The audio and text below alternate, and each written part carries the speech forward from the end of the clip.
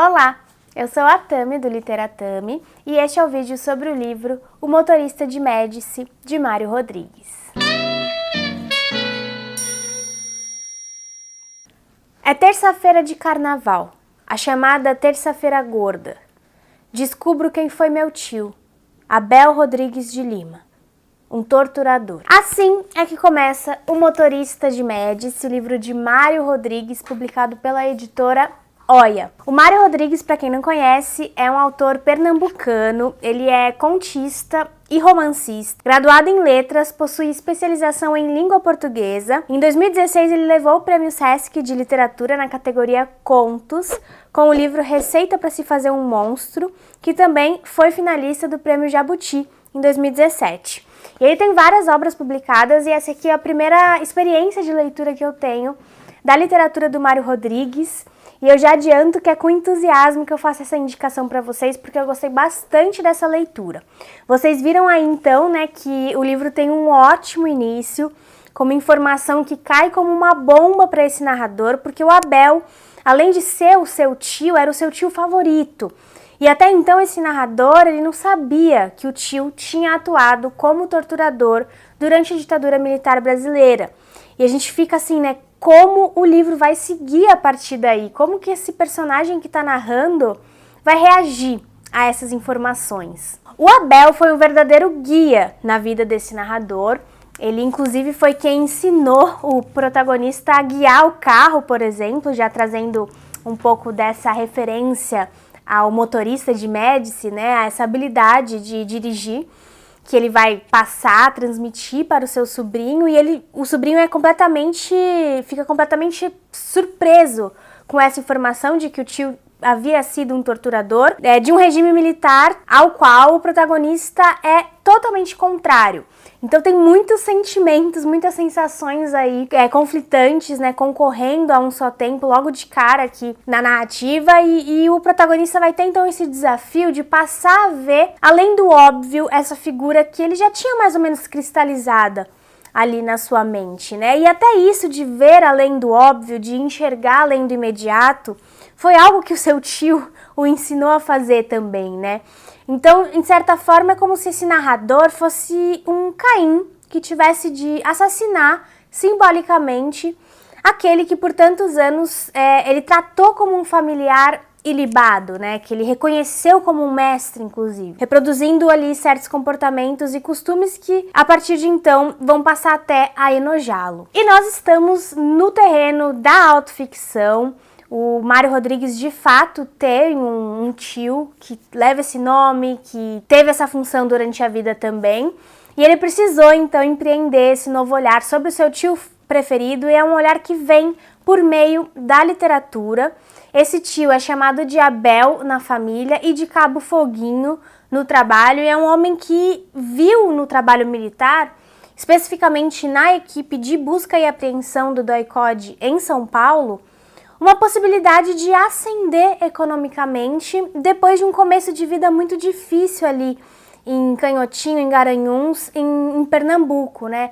E mais do que isso, um modo até de ser intocável, de praticamente se tornar a própria lei. Além de dar até um up na autoestima, a vestimenta fardada de policial, de militar, o comportamento respeitoso das demais pessoas em relação a ele, a partir de então, embora ele ainda sofra com preconceito dos sudestinos quando ele vem a São Paulo, ele sofra por ser nordestino, de modo geral, a maneira com que ele é tratado melhora muito quando ele passa a fazer parte do DOI-CODE. E de fato ele é o único da família que se destaca nesse sentido econômico, né?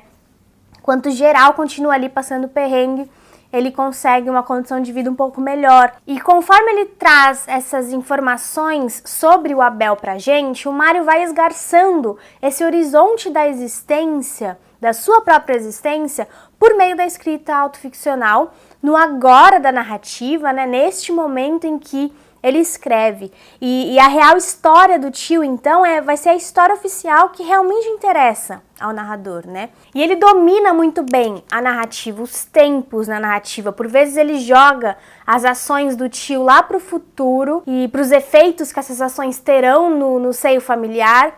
por exemplo, né? Fica aquela questão se ter sido um militar durante a ditadura foi a maior honraria ou a maior vergonha da família. Isso é interpretado de formas distintas por cada membro ali que vai, de certa forma, ganhando o discurso aqui, atuando diretamente no discurso. Então este é um livro que tem diferentes narradores. E uma coisa que eu amei foi enxergar a ambiguidade dessa figura que é o Abel por meio das suas mãos. Eu gosto muito dessa exploração de certas partes do corpo por meio da literatura, e aquela que ganha foco aqui neste momento, neste caso, é a mão. São as mãos do Abel que por várias vezes se tornam objeto da narrativa, que são símbolos muito bem explorados da ambiguidade que ele encarna enquanto pessoa, né? São as mãos do tio Abel que fazem, que realizam os atos generosos e também os atos mais cruéis que ele comete na vida. Aquelas mãos de caranguejo são capazes de realizar as mais diferentes ações. Aqui na página 26, ainda no comecinho do livro, tem uma descrição dessas mãos quando o narrador está no velório do tio. E ele diz o seguinte: só me comoveram suas mãos, magras e sardentas. Emergiam do caixão como ilhas de carne em um mar de rosas. Eram aquelas as mãos de Abel, cordilheira selvagem de articulações, nódulos, ossos e dura pele fria. Mãos que me ensinaram a dirigir automóvel, e a acariciar uma mulher, e a tocar o acordeon. Mãos de Abel, toscas, ancestrais, pinças de outros tempos e de outras épocas, garras de caranguejo, de Guaiamum, mãos assassinas e que estavam agora com os dedos entrevados, inertes, findos. Mãos que, cansadas das canseiras desta vida, finalmente repousavam sem agravos. Acho esse trecho excelente, não só por ser um exemplar dessa exploração das mãos, mas também da própria escrita do Mário Rodrigues, que é uma escrita muito elegante, muito bem lapidada, sabe? E essa voz do narrador, muitas vezes com comentários mais pessoais, entrecortando a narrativa geral dentro de chaves, né, como se fossem problemas matemáticos à espera de solução, essa voz mescla-se à de outros personagens que contribuem com as suas próprias visões sobre o Abel. Além disso, também se escrevem aqui as histórias de algumas vítimas do tio. Então esse é um narrador incapaz de não olhar para o outro lado da história, sobretudo por ser contrário ao regime que o tio representava, e ele não poupa em reconhecer e descrever as atrocidades cometidas por Abel. Ele é gráfico, sabe? As crueldades não são atenuadas aqui. Há um vigor no texto em apontar como era inaceitável aquilo, o modus operandi mesmo da ditadura militar. E ele parece buscar uma espécie até de reparação, não uma reparação familiar, mas de reparação histórica mesmo, que implica nele um nó no peito, sabe? Uma bagunça no íntimo do protagonista. Especialmente porque ele está falando de uma figura que é uma figura paterna mesmo, que atuou como uma figura paterna na sua vida. O narrador, inclusive, praticamente não traz menção alguma ao seu próprio pai. O narrador é sobrinho, né, do Abel, ele é sobrinho por parte de mãe. Então a mãe dele é a irmã do Abel. E ele só vai falar do próprio pai, assim, muito rapidamente, já lá na página 100 e tanto do livro. Então é como se o Abel, pelo menos quando o narrador assume esse papel de olhar mesmo mais diretamente e mais próximo da história do tio para a história do tio, é como se esse tio fosse um pai para ele, né? Então isso tudo torna as coisas ainda mais difíceis de enfrentar. O tio tratava de filho mesmo, né, no discurso, chamava ele de filho. Então esse olhar retrospectivo, ele vai vendo tudo também como um símbolo da revelação que foi por tanto tempo adiada, né? Inclusive pelo próprio sobrinho, porque ele se lembra de uma noite em que o tio parecia querer confessar alguma coisa, mas se viu ali desmotivado pelo protagonista, que provavelmente estava temeroso, né, de que justamente isso acontecesse, né, a imagem que ele tinha do tio cristalizada, idealizada, se quebrasse por alguma espécie de confissão que ele, no entanto, não imaginava que seria tão radical assim como essa de ter sido um torturador durante a ditadura, né, mas é uma revelação que acaba com essa imagem do tio como uma pessoa genuinamente boa, como era nas suas memórias, né.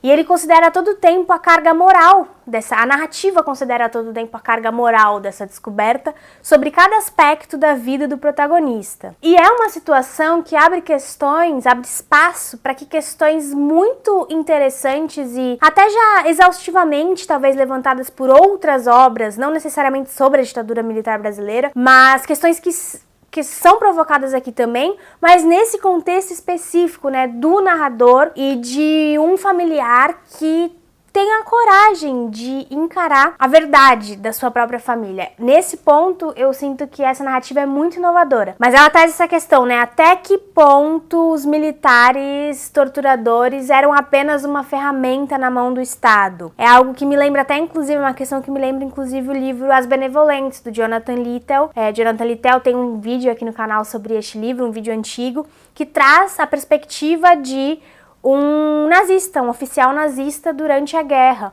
Aqui não é o oficial que está narrando, mas é um familiar que tem essa coragem de olhar para um ente querido como ele realmente era, sem tentar amenizar em nenhum momento, né? E aí ele traz essa questão, né? É uma justificativa? Isso pode aliviar a barra dessas pessoas? Não há mesmo vontade na ação do Carrasco, sabe? E eu sinto que essa mera possibilidade é repetida várias vezes aqui dentro do livro como especulações de outros personagens, até quando estão falando do Abel e tudo mais. Eu sinto que essa possibilidade já é suficiente para acionar os movimentos investigatórios aqui do sobrinho e perseguir essa chance, né? Chegar a alguma conclusão. É o combustível mesmo do relato, embora não se chegue. Eu acho que é difícil chegar a uma conclusão, né? Mas buscar isso, saber mais, desenterrar aquilo que estava escamoteado é o que movimenta esse discurso, né? De preferência em direção a algum tipo de resposta, talvez, que pudesse suavizar um pouco a imagem do tio. Embora eu faça questão de reforçar isso aqui, não haja por parte do narrador nenhum tipo de abrandamento em relação às verdades que ele vai descobrindo no caminho em busca de respostas, né? Nem mesmo no que diz respeito à formação familiar mesmo do Abel, porque o narrador vai jogar esse olhar para o passado do Abel também, do tio. Vai ser impossível desvencilhar aqui na narrativa a violência do lar, do tio, da sua formação, a violência que ele reproduz lá na frente como cabo e que ele reproduz também como marido, como pai, na instância doméstica mesmo na sua vida, né? Há uma transposição do comportamento do trabalho para o comportamento em casa, como se o Abel fosse um agente militar em tempo integral e que indiferenciasse o seu papel no trabalho dos papéis em outros âmbitos da vida, né? Carregando sempre a sombra das torturas no seu olhar. E no caso da narrativa ficcional, este personagem Abel vai se perguntar, vai se questionar acerca do seu trabalho apenas uma vez, que é a seguinte: só uma vez durante todo o longo diálogo tivemos uma dúvida. O que nós, eu, o agente, ele, o terrorista, estávamos fazendo ali? Na boate em Itapevi. 2 fantasmas em vida, cercados pelo escuro e pelo vento forte, no meio de um galpão, no meio do nada da existência. Como mamulengos ridículos, estávamos sendo manipulados por cordões invisíveis? Criaturas ignorantes guiadas à revelia no palco de um teatro macabro? Ambos estávamos tomando parte de uma peça da qual sequer conhecíamos o roteiro completo? Jogados e esmagados de um lado a outro por interesses nacionais e internacionais, políticos e comerciais, industriais e militares, interesses que nem entendíamos bem? Com o sacrifício de nossa vida e de nossa saúde física e mental, Continuaríamos a defender líderes e partidos e sistemas ideológicos que não estavam nem aí para as buchas de canhão que éramos? Nós éramos bois imbecis tocados numa boiada indiferente a abatedouros? E ambos estávamos acabados? Ele por fora e eu por dentro? Estávamos nós, que não nos conhecíamos e não nos odiávamos como indivíduos, defendendo afinal o nosso país? Essa entidade vaga? De quem? De nós mesmos? Do Júlio e do Abel? Ou fomos todos ludibriados por interesses mesquinhos e hipócritas daqueles que, no conforto de seus discursos fáceis e de seus palácios protegidos, nunca trocaram nem tiros nem almas? Esse é um outro trecho que eu gosto muito, porque ele sintetiza muitas das questões que o próprio narrador se faz a todo tempo, assim, quando ele tenta desvendar essa figura do tio.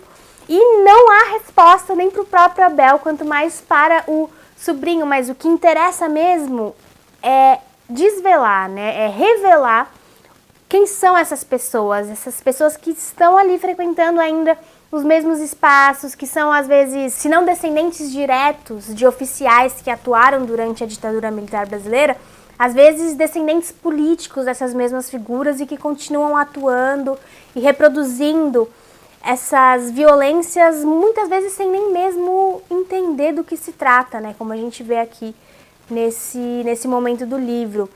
Então, essas são apenas algumas das questões que ele vai levantando aqui, que, claro, mobilizam também quem está lendo, né? E para fortalecer o efeito dessas questões, o livro traz muitos personagens históricos nomeados aqui.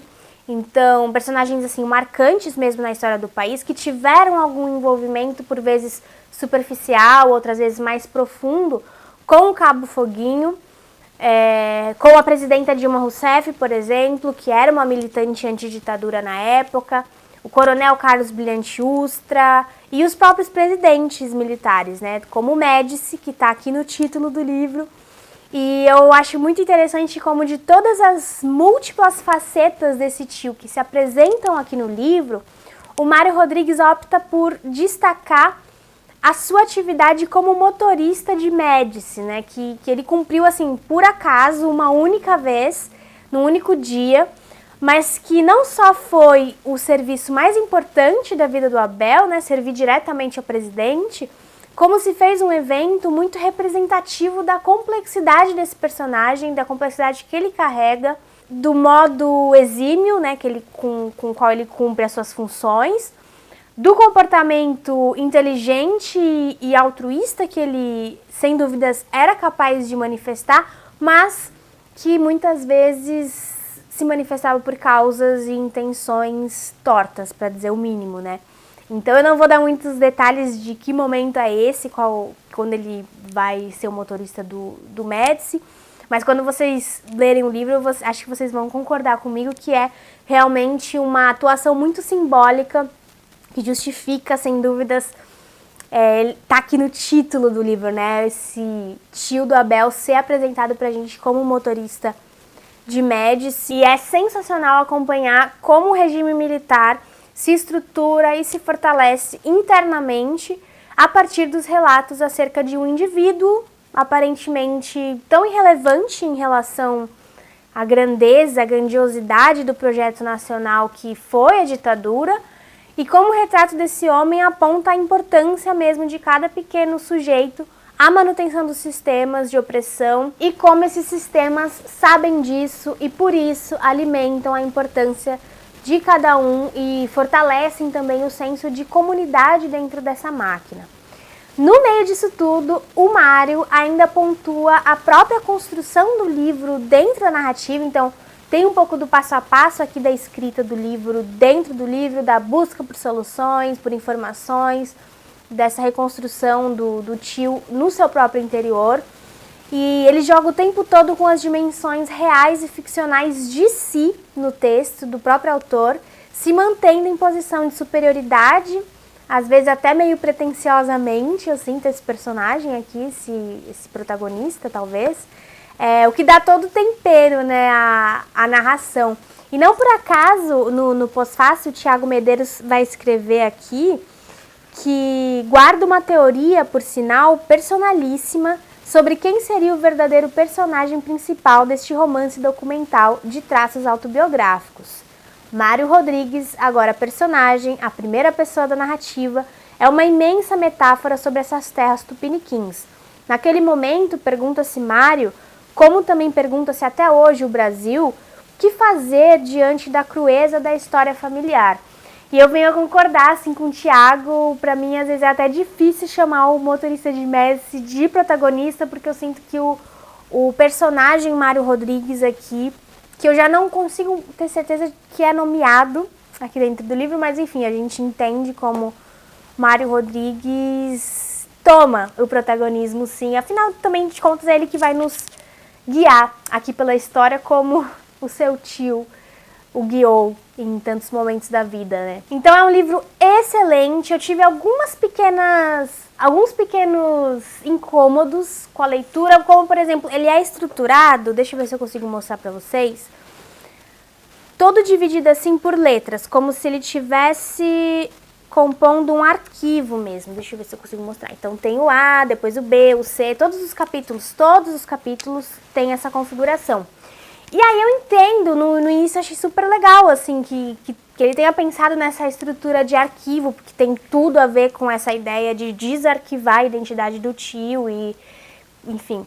Mas eu senti que chegou uma hora que eu já não estava entendendo mais por que insistir tanto nessa mesma estrutura, não sei se ela se justifica por todo o livro.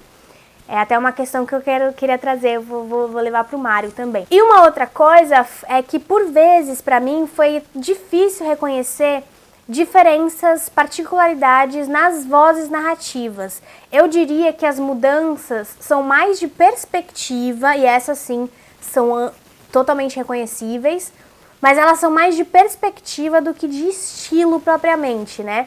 Mas quando elas acontecem, os sentimentos se imprimem de modo muito verossímil na expressão de cada personagem, especialmente quando são os próprios militares quem falam. E assim o Mário Rodrigues vai fazendo um discurso, né, um ponto de vista, se opor ao outro, como a costura mesmo do livro, né, alinhavando os relatos em uma grande narrativa feita de opostos, e enfim, é uma beleza assim, a construção desse livro. Inclusive tem algumas orações que aludem à nossa posição de leitores em relação ao texto, então tem um domínio de texto aqui impressionante mesmo do Mário. Eu acho ótimas as descrições dos ambientes, eu acho que elas são mesmo transportadoras, inclusive aquelas que descrevem o próprio DOI-CODE, os porões da ditadura militar. Tudo muito real, assim, pela palavra mesmo. E eu sinto que esse é um livro muito corajoso, acima de tudo, por encarar mesmo de frente essas realidades cruéis da própria formação, da formação familiar, da formação nacional, né?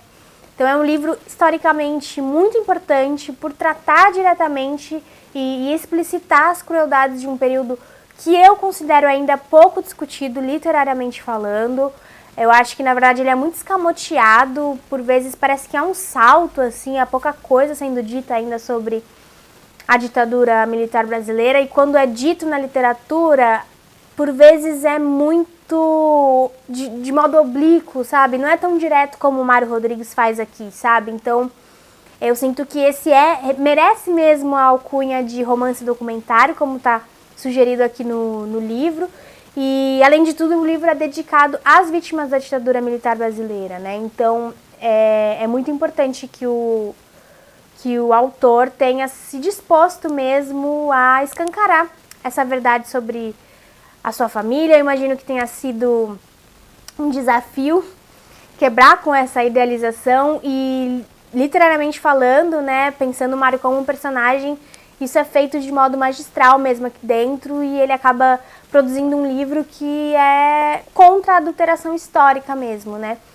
E é um dos primeiros títulos da editora OI. Eu não sei se vocês ouviram falar da editora OI, é uma editora independente que já tem alguns títulos de literatura brasileira contemporânea publicados, e eu com certeza vou ficar de olho para acompanhar as próximas. Então essa é a minha indicação de leitura de hoje. Se você gostou do vídeo, não se esqueça de curtir. Comenta aí embaixo caso você já tenha lido algo do Mário Rodrigues. Para mim foi um grande prazer fazer essa leitura e poder indicá-la para vocês também. Eu espero que vocês tenham sentido vontade de conhecer este livro. Eu gostei muito mesmo dessa leitura e já fico aguardando os próximos livros do Mário.